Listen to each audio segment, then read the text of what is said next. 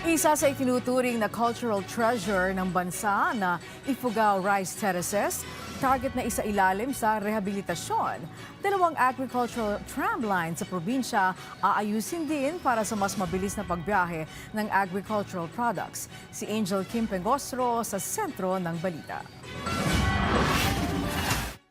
Nagtungo si Department of Agriculture Secretary Francisco Chu Laurel Jr. sa Banawe, Ifugao para suriin ang iba't ibang proyekto ng ahensya. Sa pamamagitan nito, matutukoy ang mga prioridad na mapaglaanan ng kaukulang pondo. Unang binisita ng opisyal ang Batad Rice Terraces para alamin ang kalagayan ng mga nasirang hagdan-hagdang palayan sa pananalasan ng mga bagyo. Para sa taong 2027, ilalagak ng ahensya ang iba't ibang rehabilitation projects na nagkakahalaga ng 147 million pesos. Kabilang sa proposal ang 68 million pesos para sa probinsya ng Ifugao at 30 million pesos para sa rehabilitasyon ng dalawang agricultural tramlines. Ayon sa kalihim, ang Ifugao Rice Terraces ay isang cultural treasure dahil ito ay salamin ng agrikultura sa produksyon ng pagkain, turismo at rural livelihoods.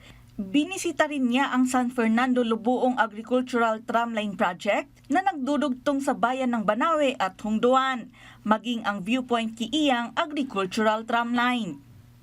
Kung maputol to, bagsak sa pangalawa, safe pa rin lahat. Ito medyo delikado to. Ang rehabilitasyon ng tramline ay magpapadali sa pagbibiyahe ng mga produktong pang-agrikultura, magbabawas sa gastos sa transportasyon at magpapalawak sa pagpasok ng mga magsasaka sa mga merkado. Makakatulong pa ito para mapalakas ang produksyon ng mga magsasaka sa Banawe at magtataguyod sa seguridad ng pagkain sa mga liblib na komunidad.